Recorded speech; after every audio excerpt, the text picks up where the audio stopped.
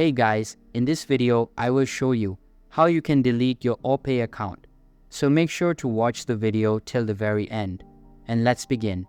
Firstly, open the Opay application in your mobile device and log in to your account. Tap on the profile icon, usually located in the bottom right corner. Then go to Settings, scroll down and select Account Management. Tap on Delete Account. Carefully read the confirmation message and understand the consequences of deletion.